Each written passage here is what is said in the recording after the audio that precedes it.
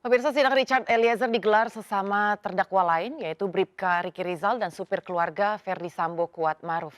Dan bagaimana dari kacamata pakar pidana untuk menakar isi serta konklusi dari kesaksian para saksi yang dihadirkan oleh Jaksa Penuntut Umum dalam persidangan? Sudah bersama kami saat ini pengamat pidana Universitas Pelita Harapan, Jamin Ginting, sore hari ini. Selamat sore Pak Jamin. Selamat sore Mbak Anggi. Pak Jamin, hari ini menjadi sesuatu hal yang sangat disoroti oleh publik, di mana Baradae selaku justice kolaborator akhirnya dipertemukan dengan Kuat Maruf dan juga Riki Rizal. Jadi ini sidang mendengarkan keterangan saksi secara bersamaan. Apa yang Anda lihat dari situasi ini, Pak? Ya, pertama-tama tadi kita sudah melihat awal dari persidangan sampai salah ya. Karena salahnya begini, mereka tiga-tiga dijejerkan ya untuk dihadirkan. Padahal itu harusnya tidak boleh Hmm. ya, harus satu persatu karena kan kedudukannya yang satu ini justice kolaborator ya.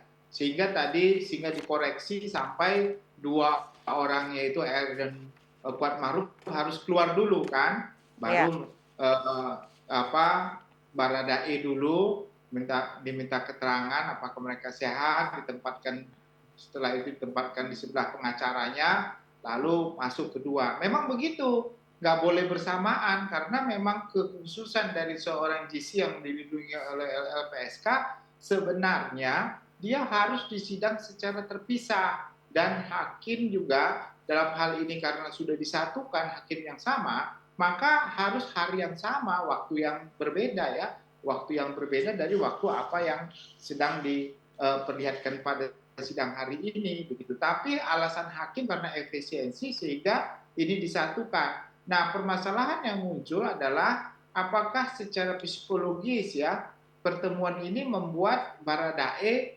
menjadi takut atau khawatir ya berhadapan dengan mereka. Mungkin nanti juga kalau berhadapan dengan FS atau berhadapan dengan Ibu PC juga bisa lebih beda lagi begitu. Nah, Tapi jadi menurut saya karena undang-undang sendiri sudah memberikan hak kekhususan bagi JC sesuai dengan pasal 10 Undang-Undang perlindungan perlindungan saksi dan korban, harusnya dia disidang secara terpisah. ya. Nah, hari ini saksi-saksi yang dihadirkan kelihatannya memang nggak ada relevansi secara langsung ya kepada saksi-saksi yang terdakwa ini, tetapi tentu ya dari sistem persidangan ini juga harus dipikirkan bagaimana supaya GC ini disidangkan berbeda. Nah, terkait dengan saksi tadi sudah kita lihat dan kita dengarkan Mhm. ada beberapa saksi dari ambulans ya. Ya. Ini memang kalau saya lihat secara analisis saya,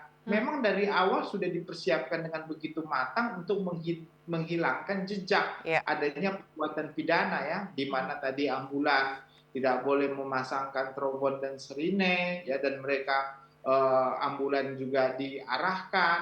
Nah, Hmm. ini salah satu bentuk ya di mana ada rencana-rencana ataupun rekayasa-rekayasa untuk menghilangkan jejak adanya suatu perbuatan pidana tersebut begitu. Nah, ini siapa dalangnya ya tentu kita harus lihat. Satu lagi sangat menarik ya Pak Agi tadi adalah terkait dengan keterangan dari operator seluler ya dari Mhm. Excel ya begitu ya. Di Mungkin mana di kita situ satu-satu tidak dulu, ada Pak Jasmin, ya. mungkin kita bisa membahas ini satu-satu dulu. Tadi ada 2 poin, yang pertama adalah supir ambulans dan kemudian Anda membahas tentang pihak dari perwakilan Excel. Yang pertama yang jadi pertanyaan saya, selama ini kita mendengarkan bahwa PC dan FS terus bersikukuh untuk mengangkat kasus pelecehan seksual. Tapi kalau kita cermati, supir ambulans ini telah mendapatkan telepon itu dari jam 7 pagi, kalau tadi kita mengikuti persidangannya di pagi hari, sementara di BAP itu jam 10 pagi di tanggal yang sama, PC melaporkan baru akan memberikan laporan atau ceritanya kepada FS. Apakah ini bisa sebagai pertanda bahwa akan mematahkan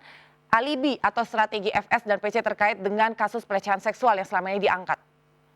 Ya, tentu kan kita tidak tahu pelecehan seksualnya kapan terjadi. Ya, kita nggak tidak sesuai dengan rencana, tahunya mulai dari pindah di Duren 3 ke Magelang. Nah, sekarang sudah ditetap ya oleh FS tetap ngotot itu terjadi di Magelang. Kapan terjadinya perbuatan itu? Nah, itulah yang terjadi di Magelang. Sementara nggak tahu kita ini siapa yang mesen ambulans ya, apakah ada kaitannya dengan akan ada kejadian tindak pidana pembunuhan itu atau tidak. Tapi kalau nanti seandainya pemesanan itu ada kaitan dengan rencana tersebut, dikaitkan dengan saksi terduga pemesan dan yang memesan itu memberikan keterangan siapa yang memerintahkan atau ada bukti lain yang mengarah kepada itu, berarti sangat tepat ya. Artinya memang nggak bisa lagi menghindar dari pasal 340 karena dari awal memang dipersiapkan. Nah Ya. pertanyaannya berarti motifnya berbeda, Hmm. bukan motif tentang pelecehan seksual. Memang ada rencana Pembunuhan. Joshua untuk membongkar Ya. suatu kejadian di luar pelecehan. Nah, itu kelihatannya larinya nanti ke sana, Mbak Anggi. Tapi kan kalau misalnya motif saat ini bukan lagi menjadi suatu hal yang diprioritaskan, tapi memang saya sepakat bahwa nantinya akan menjadi pertanyaan apakah memang pembunuhan ini dilakukan secara terencana atau tidak. Karena kalau tadi kembali saya jabarkan bahwa tadi pagi ketika saya mengikuti persidangan ini, memang sepertinya memang ada sesuatu hal yang janggal. Termasuk tadi kalau saya boleh masuk kepada pemanggilan pihak dari XL. Tadi sempat diangkat juga oleh Pak Jasmin. Apa kepentingannya Pak Jamin, maksud kami, apa kepentingan dari majelis hakim untuk memanggil pihak dari XL ini? Apa yang menjadi keterlibatan orang ini nantinya ketika akan diangkat? Ya, yang menghadirkan ini kan jaksa penuntut umum ya. Jadi jaksa penuntut umum ini ingin menerangkan bahwasannya apa isi pembicaraan yang sudah Hmm, disita oleh ya.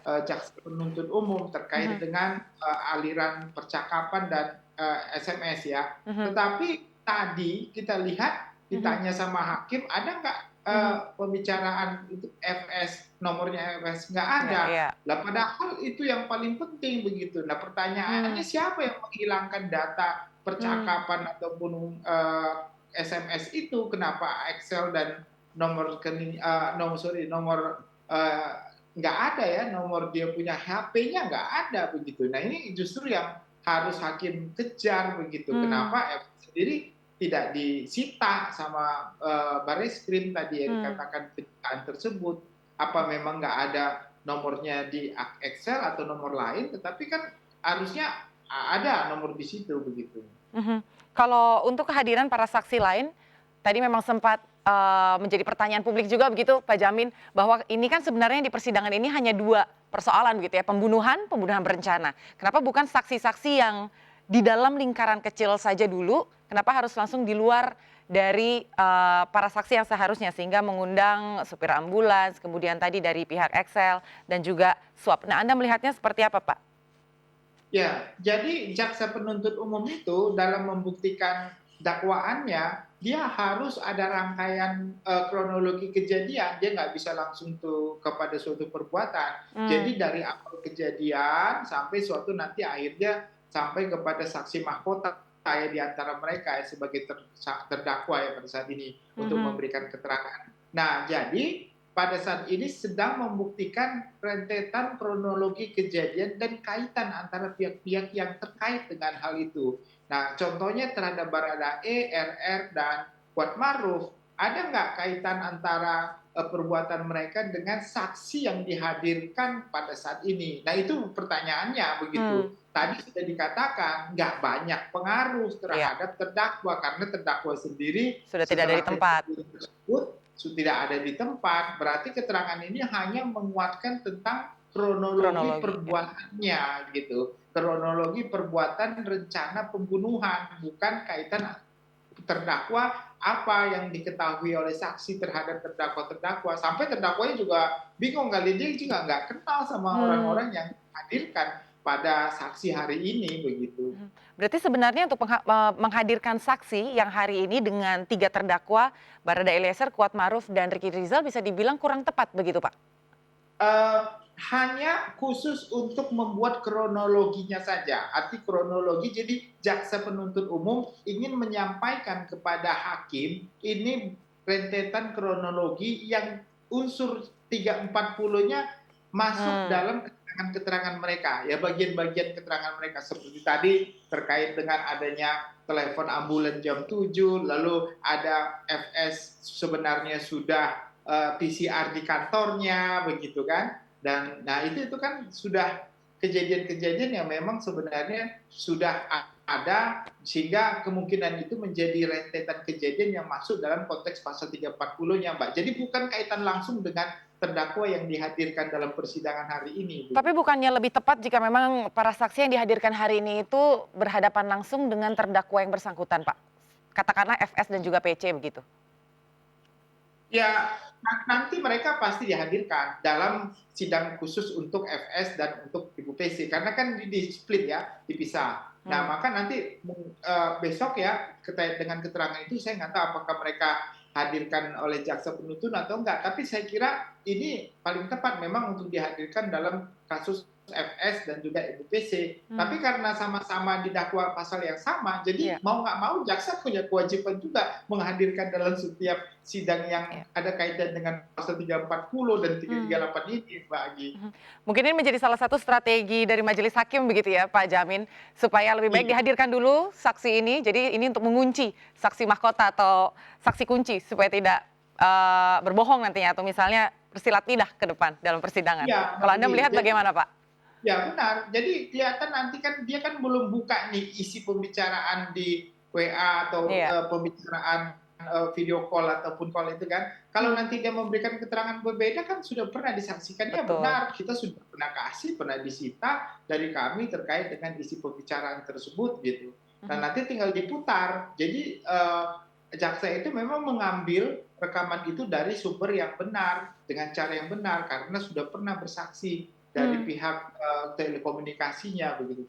Ambulan juga begitu.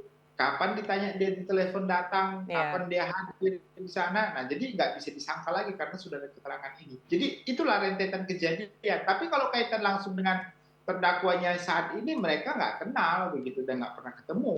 Itu memang benar kan keberadaannya. Tapi hanya untuk mendeskripsikan dan membuat kronologi menjadi terang dan jelas begitu. Iya, berarti memang bisa dikatakan bahwa sebetulnya kesaksian dari para saksi hari ini tidak terlalu menguntungkan atau tidak merugikan terdakwa juga ya Pak? Ya, hanya menerangkan tentang kronologi, memperkuat dakwaan aja daripada JPU-nya. Kalau dari Pak Jamin sendiri, kalau kita bicara soal keterangan saksi begitu ya Pak, ini kan seringkali kita mendapatkan keterangan yang berbeda-beda gitu ya, sepertinya tidak terlalu terbuka 100% gitu. Selain yang hari ini kita dengar dari supir ambulans begitu. Nah, apa yang kira-kira membuat saksi atau mungkin terdakwa yang lain masih belum berani begitu terbuka dalam proses persidangan yang sudah berjalan hingga saat ini? Ya, kita lihat ya perbedaan antara Susi dan satu laki-laki ART sebelumnya dengan apa yang disampaikan oleh petugas ambulan. Petugas ambulan ini sangat lancar, tidak punya beban ya. Itulah kalau dia fakta dia lihat sendiri, dia alami sendiri, dia tidak punya beban harus ngomong A, ngomong B, ya apa yang dia lihat, apa yang dia alami dia lakukan. Tapi kalau orang saksi sudah punya mindset sendiri dalam pikirannya, sudah di brainwash ya, sudah dikasih tahu arahannya, nanti kalau ngomong ini harusnya ngomong A, kalau ngomong ini harusnya ngomong B. Dia akan tertekan dan punya waktu delay waktu dia mau menyampaikan suatu kesaksiannya, dia punya waktu delay, kan dia harus berpikir gitu loh. Apa ya jawabannya untuk menghindar ini, apa ya untuk menghindar itu, karena dia nggak lepas. Apa yang dia alami, dia lihat nggak lepas. Begitu. Baik, ini kita akan jeda dulu sebentar, Pak Jamin, kita akan membahas lagi, nanti ini masih menarik pembahasannya, kita jeda sesaat pemirsa, MNC News Now akan segera kembali.